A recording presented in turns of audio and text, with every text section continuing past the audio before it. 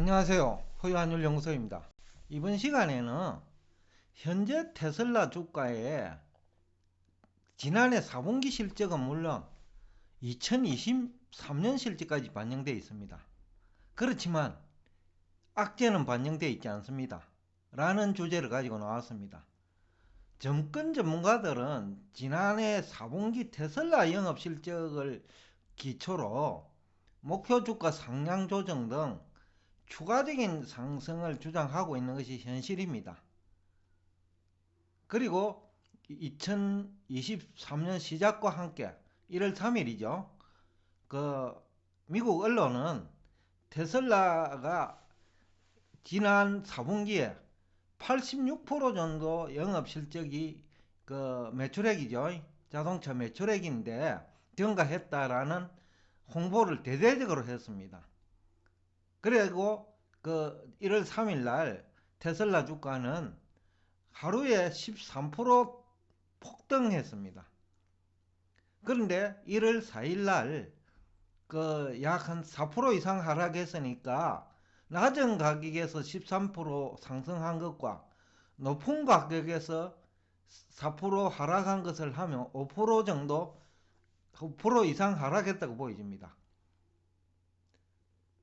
그러면 왜 올려놓고, 그러니까 언론이 홍보를 하면서 주가가 폭등하자 결국 개미 투자자들, 국내 테슬라 주식 애찬론을 펴는 유튜버들이 올려놓은 주식에 누군가가 이제 매도하기 시작하고 있다는 겁니다.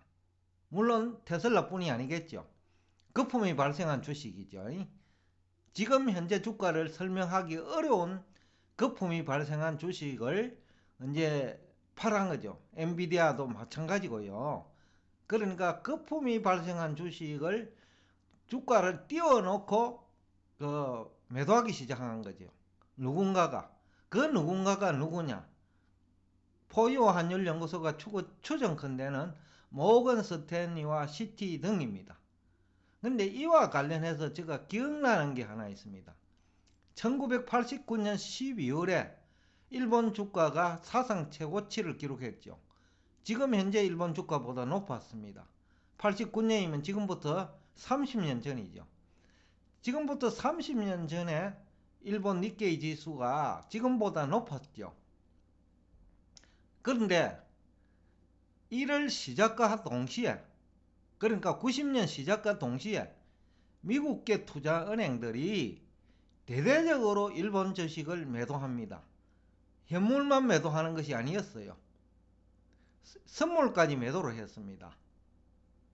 그것이 생각납니다. 1월 3일 날 미국 나스닥 주식을 띄워놓았습니다. 그것도 언론이 대대적으로 홍보를 한 이후에 개미 투자자들이 띄웠죠. 물론 1월 4일 날 테슬라 주식이나 거품이 발생한 주식을 매도한 세력도 언론을 이용해서 띄워놓고 일부 사는 척 했을 거예요. 그래 놓고 다음날 대대적인 매도를 하는 거죠.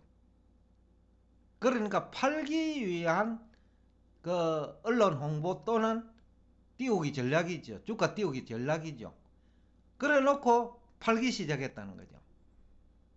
그러면 우리가 이 시점에서 테슬라가 이제 엔비디아도 좀 그런 성격이 있지만 엔비디아는 또 다릅니다.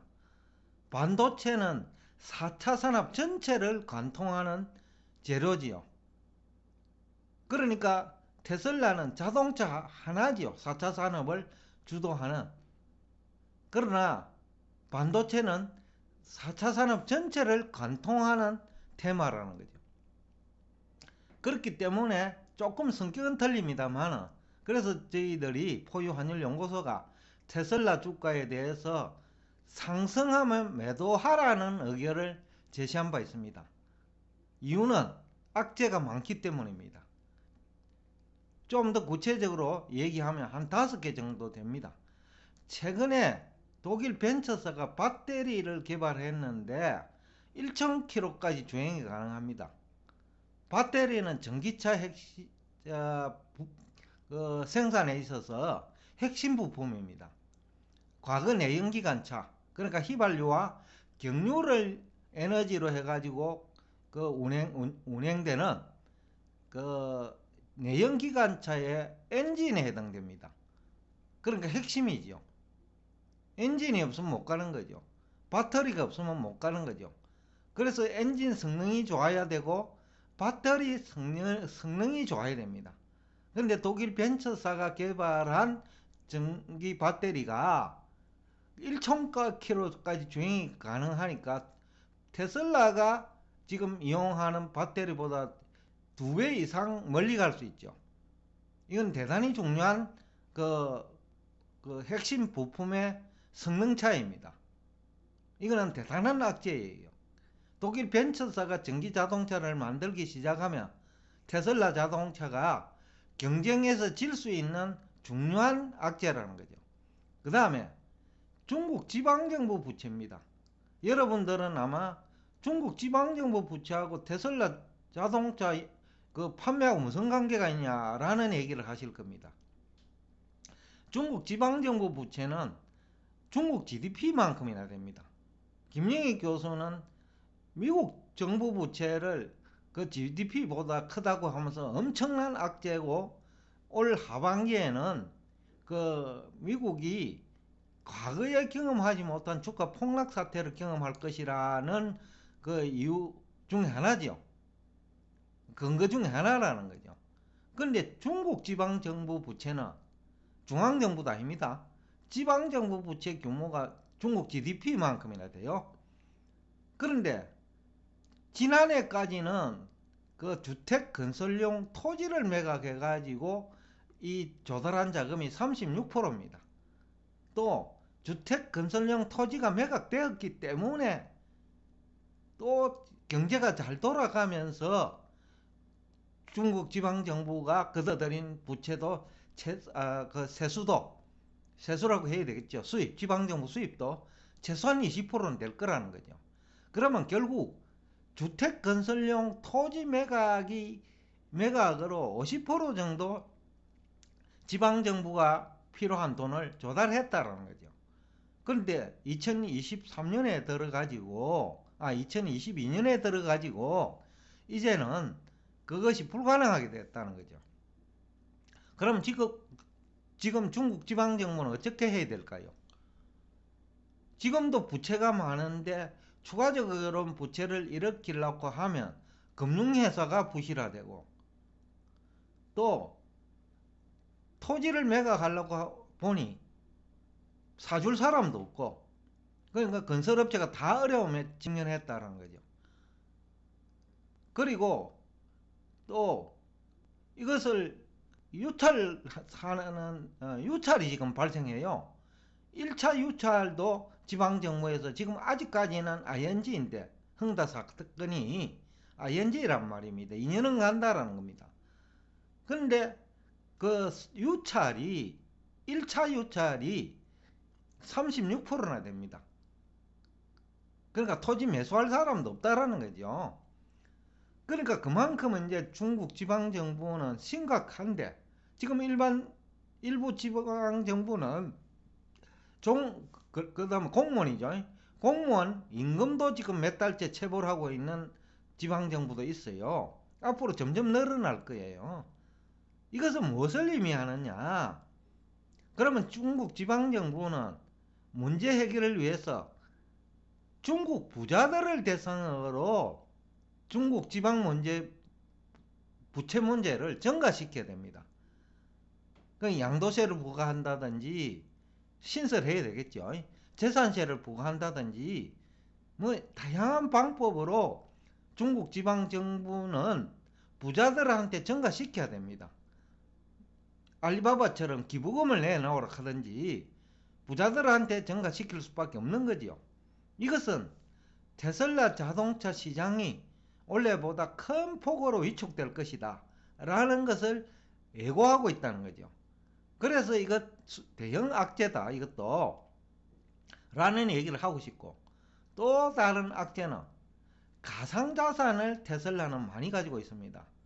비트코인도 많이 가지고 있고 도지코인도 많이 가지고 있어요. 이 가상자산 가격 하락에 대해서는 아무도 얘기하지 않습니다. 특히 정권 전문가들은 2020년까지 또 2021년 상반기까지 테슬라는 가상자산을 가지고 먹고 살았습니다. 왜냐하면 전기자동차 판매가 제대로 그때까지는 되지 않았으니까요. 그런데 2022년에는 가상자산 가격이 큰 폭으로 하락할 가능성이 높다. 그러면 테슬라의 재무 상태가 크게 악화될 수 있다는 거죠. 이 얘기는 반영되어 있지 않다, 테슬라 주가에. 왜냐면 악재가 노출되지 않았기 때문에.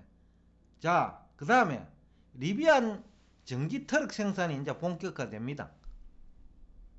그러니까 리비안은 테슬라의 강력한 경쟁자로 이미 현실화되고 있다. 그런데 아직까지 리비안 전기 트럭 생산은 반영되지 않고 있다.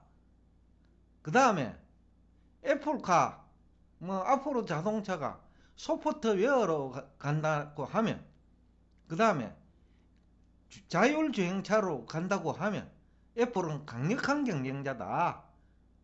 근데 애플카와 같은 그 전기자동차 회사 등장이 이제는 멀지 않았다. 정부가 이제는 전통차 규제를 하니까요. 탄소 중립 때문에, 환경 문제 때문에.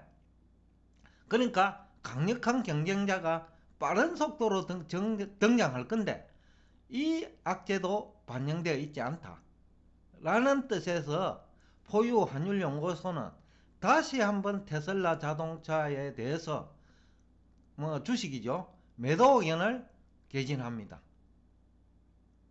오늘도 끝까지 경청해 주셔서 대단히 감사합니다. 꺼진 불도 다시 보자는 심정으로 다시 한번 테슬라의 매도 의견을 제시합니다.